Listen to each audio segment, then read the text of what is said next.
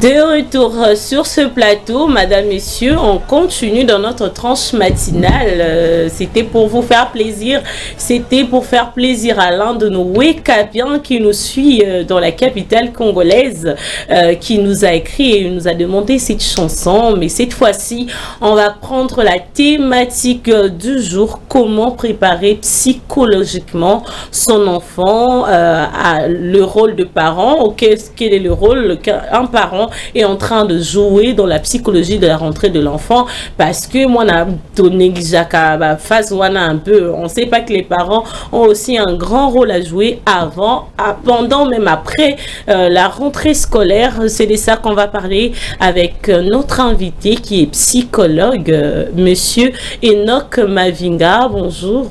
Bonjour madame Daniela Kalala. Comment vous allez? Très bien, par la grâce de Dieu, ça va. Ça va. Et nous avons le réel plaisir de vous recevoir sur ces plateaux pour parler un peu de la psychologie de l'enfant, comment les parents peuvent notamment préparer ces enfants. Et vu que c'est dans votre domaine, vu que vous êtes psychologue, vous allez un peu nous donner les clés, un peu ce que les parents peuvent faire. Mais pour commencer, sans plus tarder, dites-nous d'abord, est-ce que c'est vraiment important de préparer la psychologie de l'enfant avant la rentrée scolaire?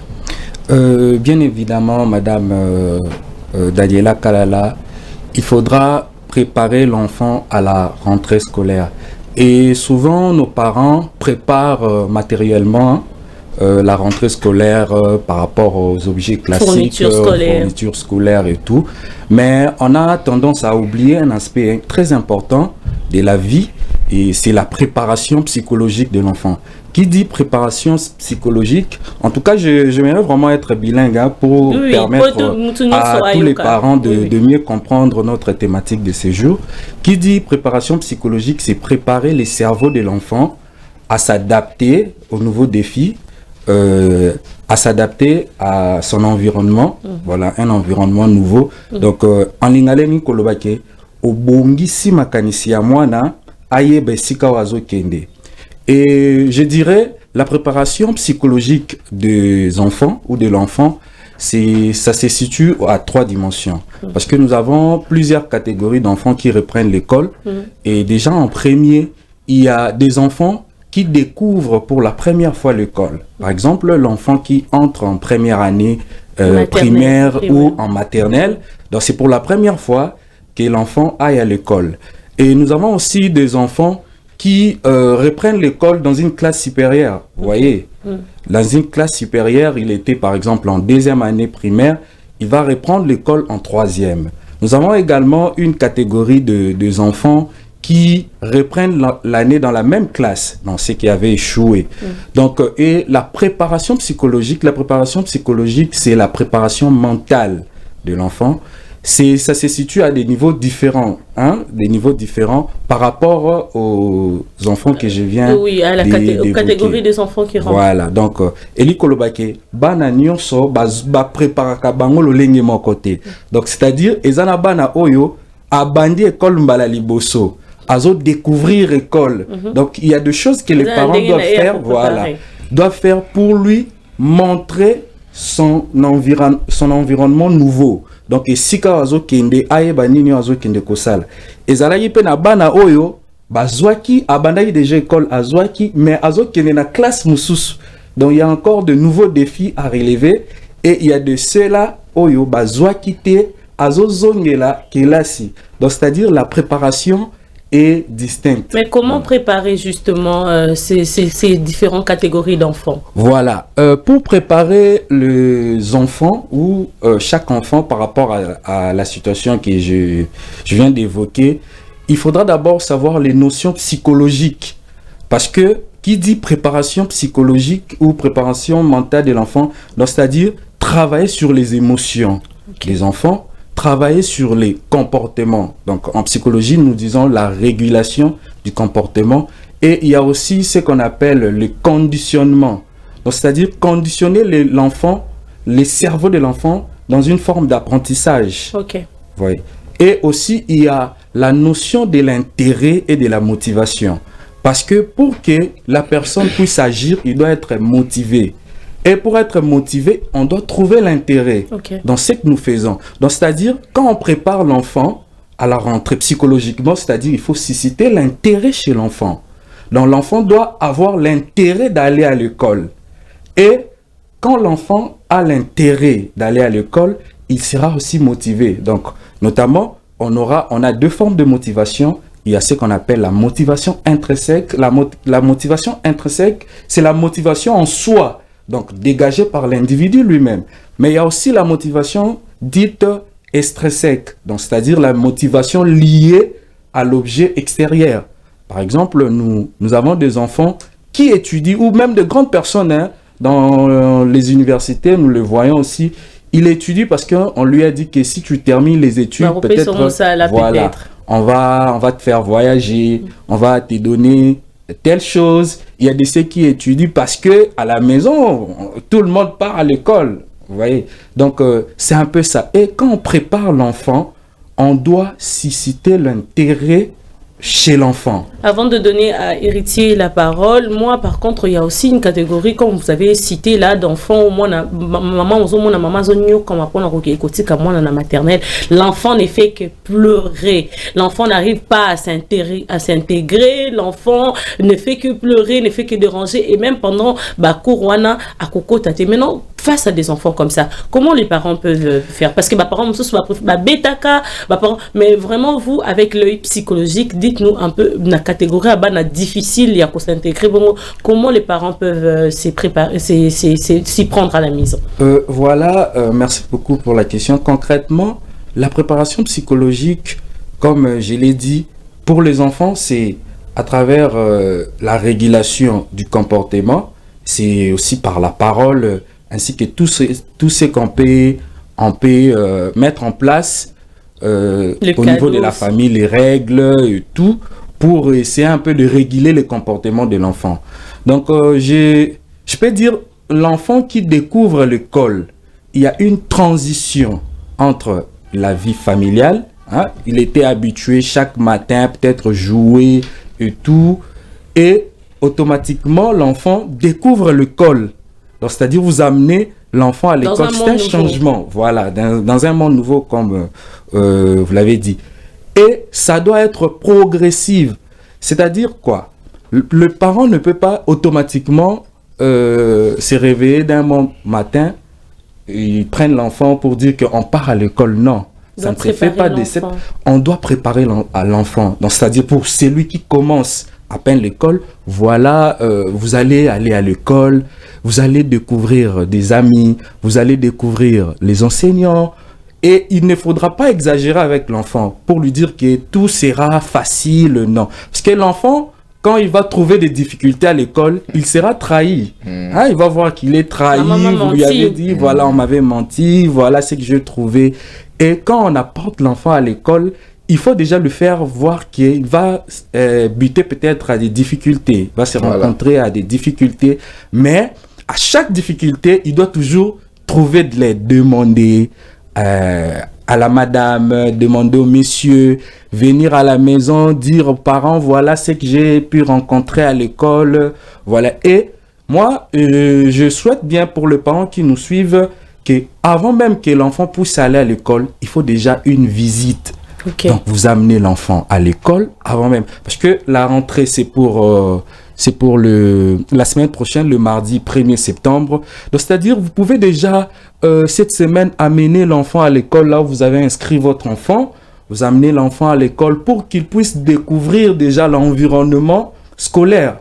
Vous voyez, voilà les salles de classe, voilà le bureau, voilà là où vous pouvez jouer avec des amis. Tu vois, s'il y a des difficultés, il faut toujours parler au monsieur. Là, psychologiquement, vous préparez l'enfant à s'adapter à son environnement. Donc, si je peux parler en lingala, ezake au memi mwana ozola kisaye et sika oye akobanda kole kisatan. Vous voyez, parce que les enfants passent aussi beaucoup de temps à l'école. Il y a peut-être des enfants qui partent à l'école du matin jusqu'à 16h. Vous voyez, ils passent presque toute la journée à l'école. Et ils doivent s'adapter et s'approprier de l'environnement. Et aussi, en deuxième lieu, il y a la régulation du comportement. La régulation du comportement, c'est-à-dire des règles à établir dans la maison. Voyez, l'enfant qui jouait, par exemple, du matin jusqu'à 22h, 23h, vous pouvez mettre maintenant des règles. Voyez, voilà, tu vas commencer l'école. Il faut déjà à 20h. Il faut à 20h. Il faut aller au lit, il faut déjà... Donc, vous changez l'environnement de l'enfant petit à petit, son comportement et ses actions, ses activités. Vous les changez. Et c'est alors que l'enfant va s'adapter. Et vous voyez beaucoup des scènes que nous vivions. Par exemple, l'enfant qui refuse à aller à l'école. C'est peut-être lié au manque de la préparation en fait, psychologique de l'enfant. Exactement. Ok, j'ai bien suivi notre psychologue. Vous étiez clair sur ce plateau. Moi, j'aurais juste à vous poser 3 questions concernant ces thématiques qu'on va débattre sur ces plateaux. Donc, première question, c'est... On parlait toujours de la préparation des enfants avant la rentrée scolaire. Comment donner l'envie à ces enfants-là de rentrer encore une fois de plus à l'école? Et deuxième question, que faire si l'enfant était victime de harcèlement l'année passée? Donc la troisième question, les parents doivent-ils préparer des fournitures scolaires ou bien fixer objectifs pour l'année qui va commencer bientôt? Merci beaucoup pour les questions, messieurs Héritier Lola. Lélo. Ah, voilà. Merci beaucoup. La première question, vous avez dit que comment... comment préparer, comment donner l'envie aux enfants. Parce qu'ils ont fait des mois déjà à la maison, comment leur donner encore l'envie de retrouver encore le chemin de l'école. Voilà. Et là, c'est ce que j'ai d'ailleurs évoqué par rapport à l'intérêt. Vous voyez, les enfants ont tendance à aimer tout ce qui est ludique. Vous voyez, ce qu'il y a comme jeu, ce qui procure plus du plaisir. Et aimer donner à l'enfant l'envie, il y a plusieurs paramètres qui entrent en compte, notamment le parent, mais aussi l'école. Parce que si l'enfant, à l'école, il trouve l'intérêt, c'est-à-dire il y a ce qui lui attire, l'enfant aussi il aura envie d'aller encore à l'école. Okay. Mais si l'enfant, par exemple, trouve l'enseignant hostile, trouve l'environnement scolaire hostile, vous voyez que son intérêt sera dégradé. Vous voyez. Et en tant que parent, vous devez toujours montrer à l'enfant des éléments de motivation. En plus, sur la motivation intrinsèque, parce que pour les enfants, il faut beaucoup plus de la motivation extrinsèque avant la motivation intrinsèque. Donc, c'est-à-dire, l'enfant doit sentir que si je vais à l'école, j'aurai une récompense. Voilà. Parce que ça s'appelle le conditionnement opérant. Dans le conditionnement opérant, il y a ce qu'on appelle récompense et punition. Donc, c'est-à-dire, l'enfant sait que si je vais à l'école, j'aurai telle chose. Si je ne vais pas, peut-être je n'aurai pas ça. Voilà, je serai puni ou je ne peux pas avoir telle chose.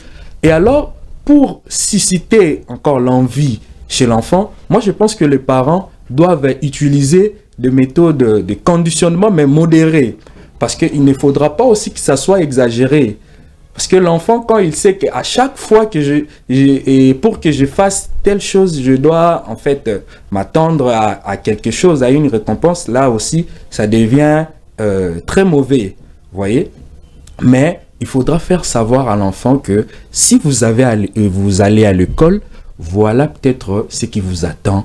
Voilà ce que vous allez devenir. Voilà, regarde, vous voyez? Parce que les enfants s'identifient aux grandes personnes. Vous voyez. Et récemment, on a d'ailleurs on a eu à faire des activités psycho-éducatives avec les enfants orphelins. Okay. Nous avons en fait travaillé sur ça, sur le projet de vie, le projet professionnel des enfants. Donc, c'est-à-dire, il faut faire voir à l'enfant, vous voyez, pour devenir comme telle personne, voilà, pour être grand, il faudra passer par ça. Vous voyez, passer par le col. Et c'est alors que l'enfant va commencer à développer aussi l'envie de quoi? La deuxième question, c'était que faire si l'enfant était victime de harcèlement l'année passée? Parce que pour rebondir à ce que Héritier dit, il y a certains enfants qui subissent quand même des harcèlements au niveau de l'école. Et si un enfant comme ça est parfois traumatisé, pour lui l'école c'est vraiment un lieu dangereux, etc. Maintenant, si les parents ont pu réparer ces problèmes-là, que faire après pour leur redonner encore cette envie de croire à l'école et de ne pas voir que ces côtés négatifs de l'école? Déjà, notre cerveau est plus vigilant dans ce qui concerne un danger. Tu vois, quand nous sommes en face d'un danger, notre cerveau réagit rapidement. Et déjà, un enfant qui trouve l'environnement scolaire comme un danger, c'est très mauvais.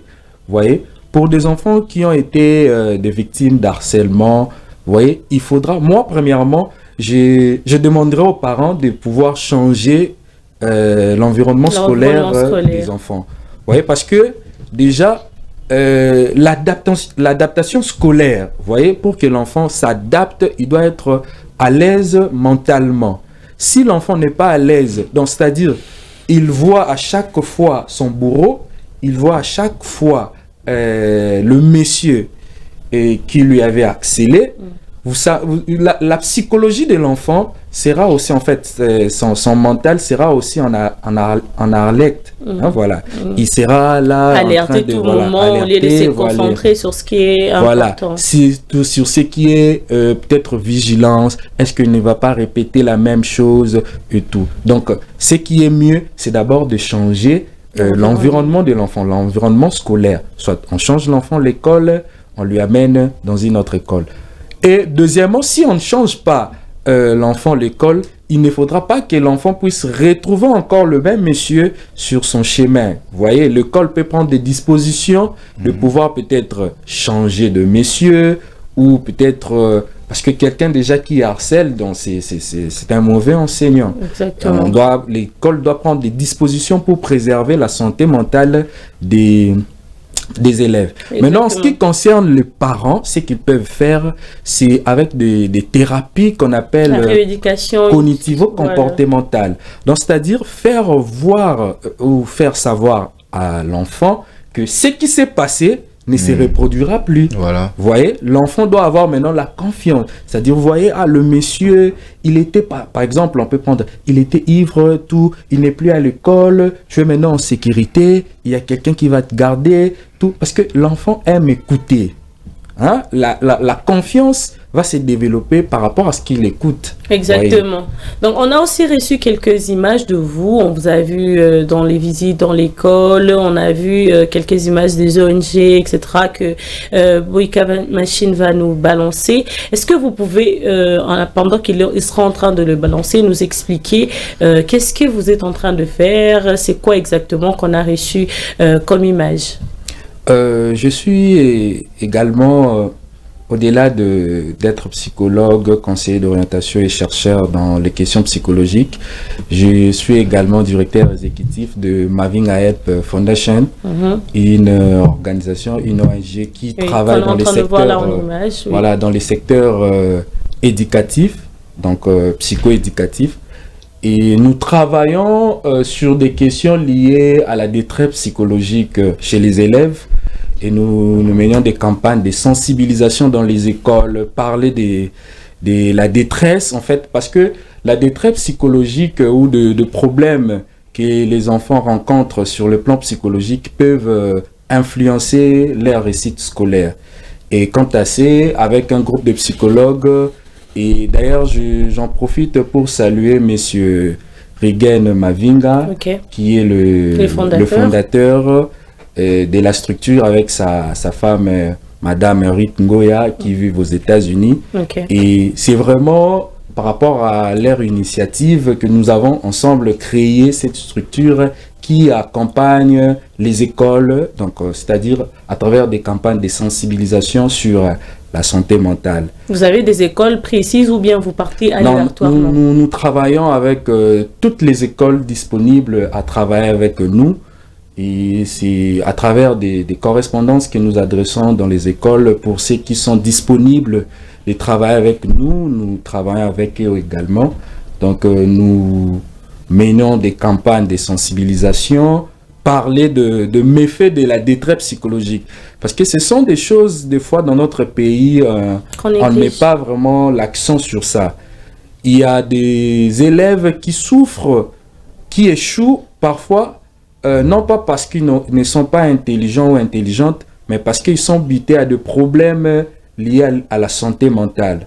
Vous voyez, un enfant qui vit par exemple chez les parents, par exemple avec la marâtre, elle est négligée, traumatisée à tout moment. L'enfant qui doit aller à l'école, il doit se réveiller très tôt le matin, faire des travaux, tout. Déjà, psychologiquement, il est abattu, il est vraiment, psychologiquement, déjà, il est faible.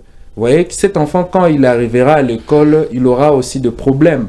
Il aura de problèmes d'adaptation. Donc c'est ça votre combat? Oui, c'est ça notre combat.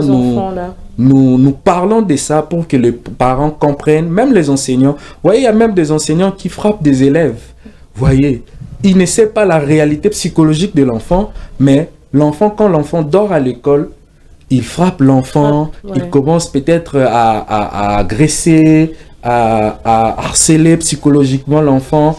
Et tout ça, il faudra expliquer aux enseignants, il faudra expliquer aux parents ce qu'ils peuvent faire pour aider leurs enfants psychologiquement à s'adapter à l'école pour une réussite totale. Exactement, c'était M. Enoch Mavinga, mais pour complètement boucler avec la thématique, quel est votre mot de la fin par rapport à votre fondation? Est-ce que vous êtes ouvert, mais aussi quel est le conseil pouvez-vous donner aux enseignants qui nous suivent, mais aussi aux parents par rapport à la rentrée scolaire qui est vraiment en train de s'approcher? Si je peux dire un dernier mot, je dirais que la santé mentale, c'est quelque chose de très important. Nous devons vraiment nous y focaliser, parler de ça, vulgariser le bien-être mental, parce que ça nous permet d'être équilibrés sur notre vie, sur tout ce que nous allons faire. Nous serons équilibrés si nous avons une bonne santé mentale. Et c'est pareil pour nos enfants, pour les élèves, quand ils sont équilibrés mentalement, ils seront aussi performants, ils vont donner le meilleur d'eux-mêmes. Et sur la préparation pour la rentrée, même avant, même après, on doit y veiller. Donc sur les émotions, la joie, le raisonnement de l'enfant, tout ce que l'enfant peut produire comme comportement, on doit vraiment y veiller. Et pour les écoles, les enseignants, nous sommes là. Il y a notre numéro que je peux donner. C'est 0421 428 85 128. Donc je répète, 0421 428 85 128. Vous pouvez nous contacter pour un projet de sensibilisation à l'école, parler de la santé mentale et enfin que nos enfants, nos élèves réussissent leur scolarité. Exactement. Merci beaucoup, Monsieur Enoch Mavinga, pour ces éclaircissements. Vraiment, infiniment merci. Il a donné son numéro. Mais si vous n'avez pas pu noter, vous pouvez toujours contacter ce numéro qui est affiché sur le bas de vos écrans. Vous allez toujours arriver à l'avoir pour la santé mentale de nos enfants. Merci infiniment d'être passé sur notre plateau. Merci, Madame Daniela Kala. Voilà, j'ai un message avant de passer de l'un de nos téléspectateurs qui a quand même écrit. Il dit bonjour, Géopolis, précisément à Madame Daniela. Nous vous suivons ici à permanence de l'église Écriture, Alpha Écriture. Nous vous demandons la nouvelle chanson Faillure de la sœur Eunice. Merci pour la thématique. Merci à vous aussi. Donc, c'est avec cette demande qu'on va retourner vers Boïka Machine pour prendre cette chanson et ensuite revenir et continuer avec notre tranche matinale.